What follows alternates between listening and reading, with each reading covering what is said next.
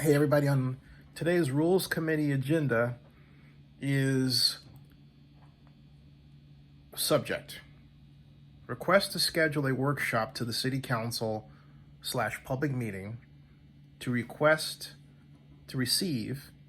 a cost-benefit analysis of the financial obligations of the proposed building of the new baseball stadium at Howard Terminal from Councilmember Gallo. That's Councilmember in the Old Gallo District 5 in Oakland. Request to schedule a workshop to the City Council / public meeting to receive a cost-benefit analysis of the financial obligations of the proposed building of the new baseball stadium at Howard Terminal, public financing. The city may set up, this is how it's written, to blank millions of bonds necessary to finance the stadium. Revenue to pay the debt of those bonds needs to be included in the benefits analysis, which could include new taxes on business, rent payments from the baseball team owner, taxes on tickets, concessions and merchandise, private financing.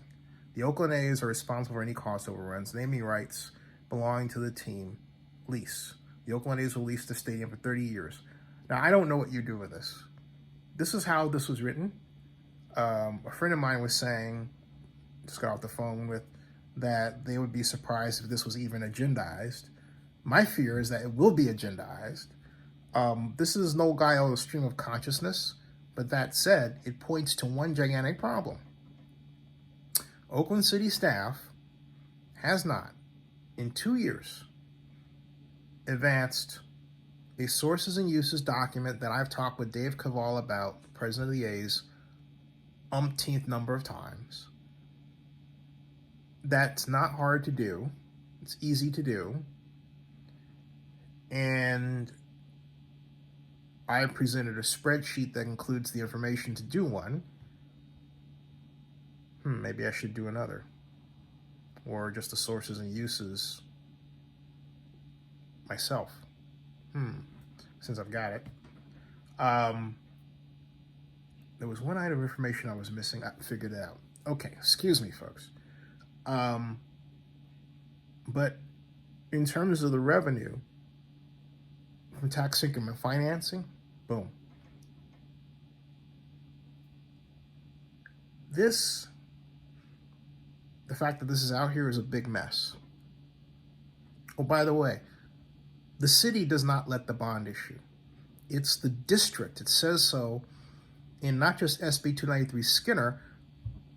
If the city's project manager says we're not going to use that, if they're going to use enhanced infrastructure financing district legislation, guess what? Each piece of legislation has it that it's the district that lets the bond issue and not the city. But in SB 293 Skinner's wording, the city of Oakland is specifically mentioned as the entity that is not supposed to let the bonds. It says so. So that has not been communicated to the city. It seems the mayor doesn't know that either, or hasn't communicated it to council. I have a feeling this gets agendized, and it's just going to make things worse and demonstrate just how far, what I've said before, how far behind we really are.